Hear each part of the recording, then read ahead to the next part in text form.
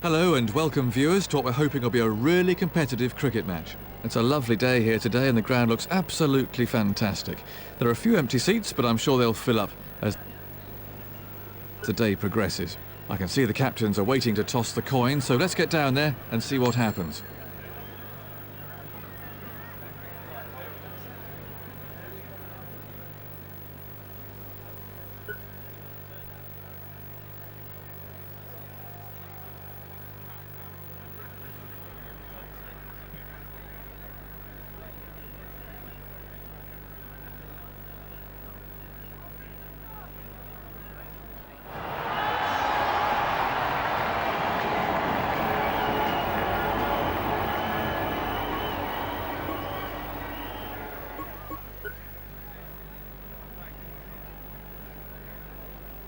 Sitting next to me in the commentary box today is David Gower, and David was out in the middle a few minutes ago. What's your analysis of the pitch, David? Well, Jonathan, this pitch is really super, an excellent cricket wicket.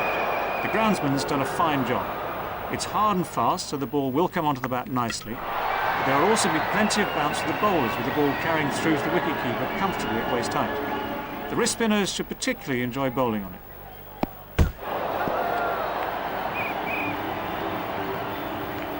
No run taken off that ball.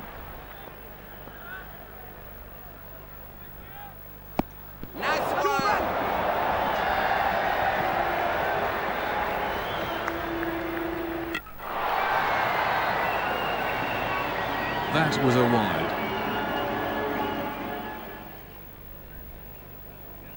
That's gone. Much too early on that.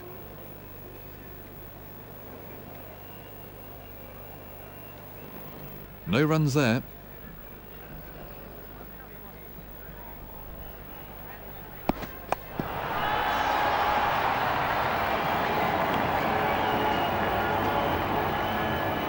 No run there.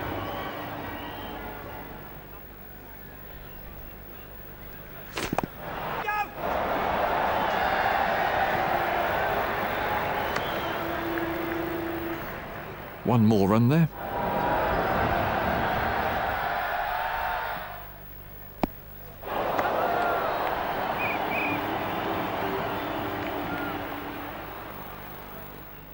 And the end of the over.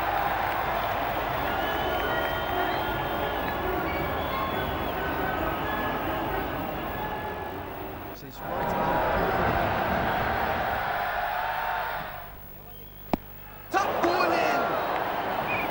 Great bowling. The batsman misjudged it completely. No ball.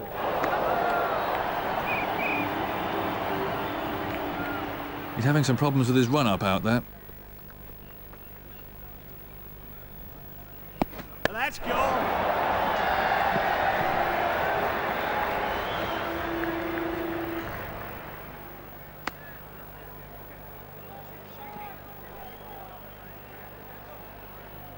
That was good running by the batsman.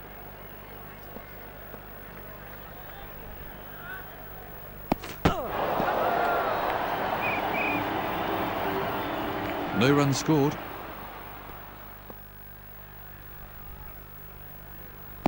Nice one. The batsman didn't look comfortable there.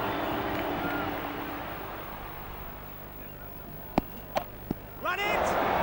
Keep on it.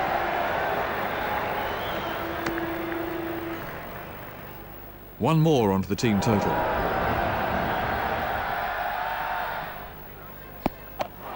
Time dropped. The fielding team may regret that. This level of cricket, you really cannot afford to drop your catches. 4 runs from the over.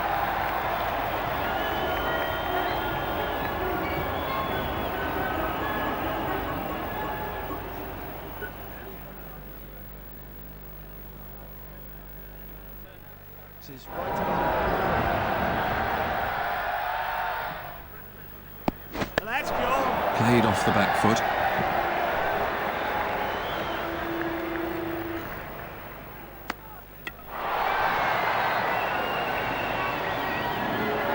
Two more to the total.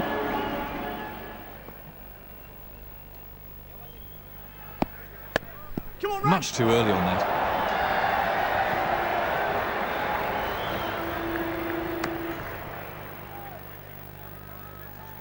Another run onto the scoreboard.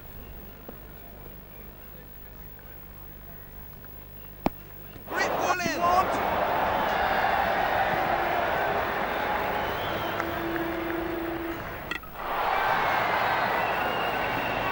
That is an erratic delivery. Let's go. Keep up there.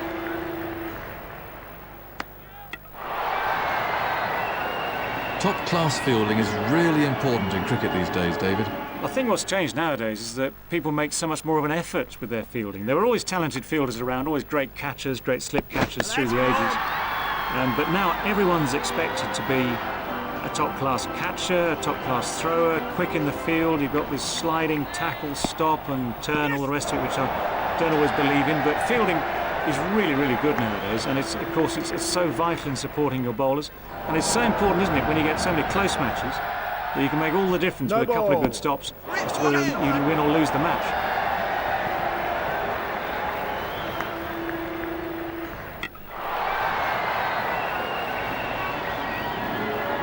That's frustrating for the bowler. He might just be trying too hard. Grip ball in. That's an appalling over.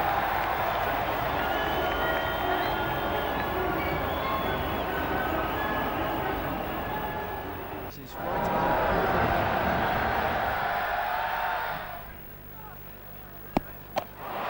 Dropped. Another chance goes begging. That's really annoying for the bowler. I wouldn't like to be in that fielder's shoes when they get back to the pavilion. Nothing scored there.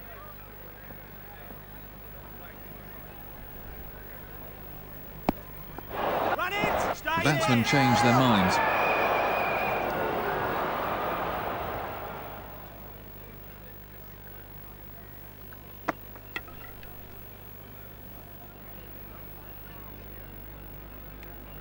The umpire is signalling that as leg byes.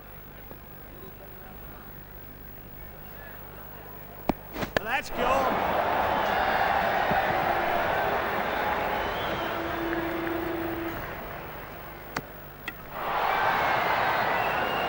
Controlled line and length are crucial to a bowler, aren't they, David? Well, I don't know any great bowler who's not been able to control his line and length. If you haven't got that, a batsman's got too many opportunities. As soon as you've got line and length as a bowler, whether you're a quick bowler or a medium pacer or a spinner, as soon as that's consistent, then you're starting to make the batsman work hard for his runs and at times hard for survival, and that's when you've got the edge.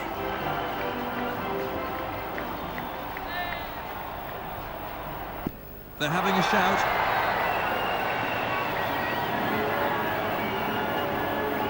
Well, the bowlers are taking a bit of stick out there.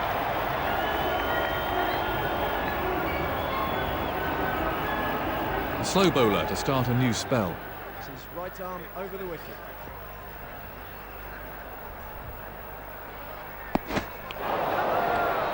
He didn't play that one very well.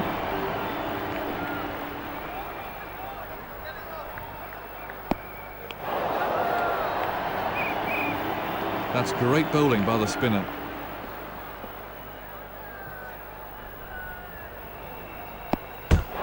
Timing a bit out there.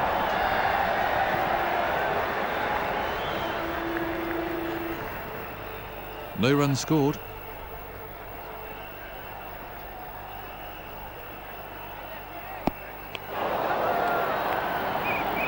That's well bowled by the spinner.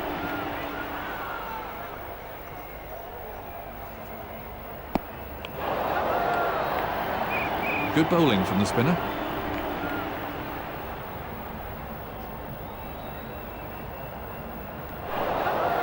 Big shout. Got him! That was straight in front, no doubt about that one. Let's take a look at the slow motion replay.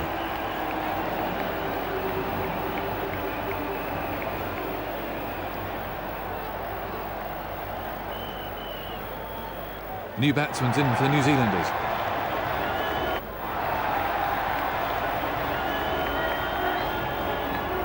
West Indies are going to liven up their attack now.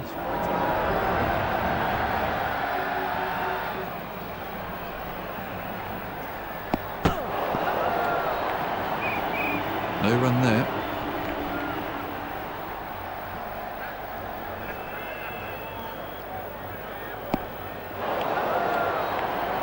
The batsman was absolutely bamboozled by that one.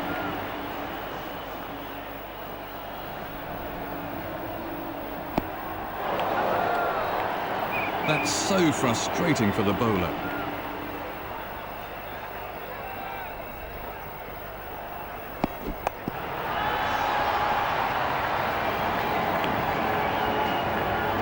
No runs scored.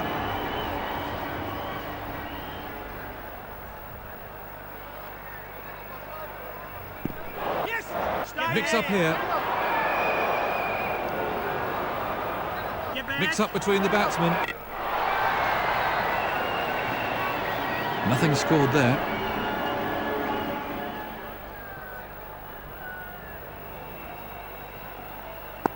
Yes!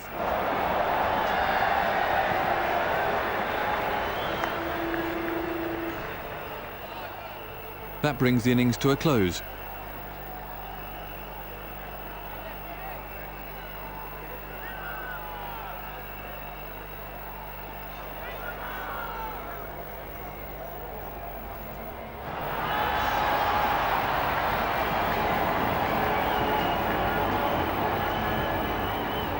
So here we are again, and play's about to resume. This is right arm. Top bowling. Well, the batsman didn't read that one at all.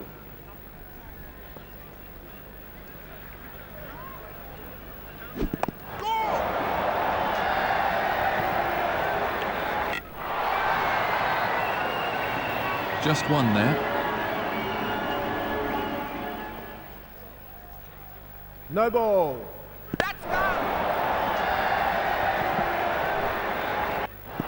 Good placement. That'll really annoy the fielding captain.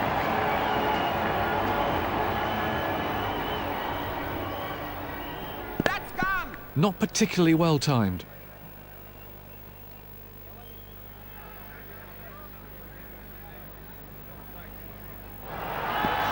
He's lifted that over the infield really well.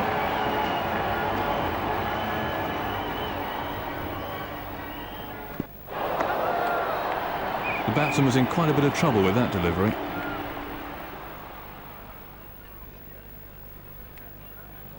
If you want. And again.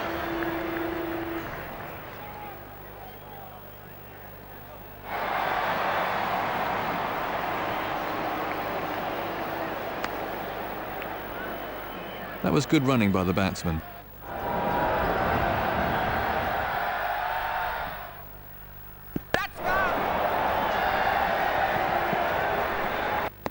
That shot will give you an idea of just how fast this outfield is.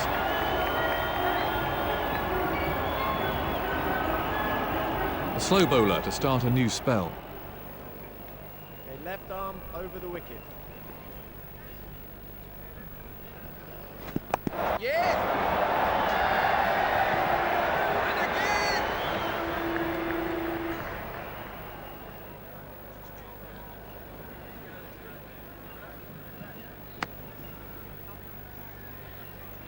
I was involved in a discussion recently about who the greatest wicketkeeper of all time was.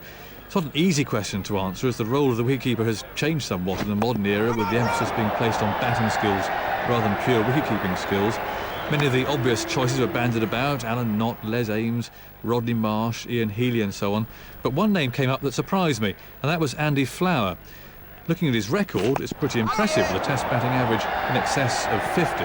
How would you rate him, David? Yeah, the greatest keeper of all time. I'm going to have to say Alan Knott, only because he's the one I've had the closest look at. Knott, he was supremely good, stood up to the stumps as well. Just imagine that combination, Knott and Underwood. Great keeper, a medium pace left arm spinner who, when the wicket was damp, used to make that ball do all sorts of things. And Knott he would keep immaculately. I've seen him take some extraordinary catches, stood up to the stumps there, where he's had to move the gloves an awful long way. And catches that nowadays wouldn't be taken by most keepers. They'd be lucky to get a glove on it at all. I think at the end of it all, he's my choice, Alan Knott.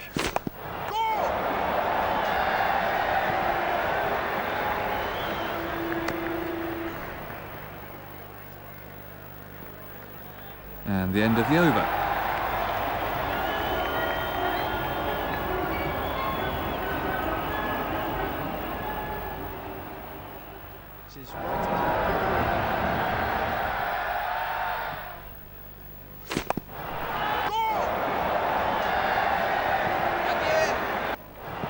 Everything was in the right place there. It fairly raced away for the boundary. That was a confident shot. It's all over.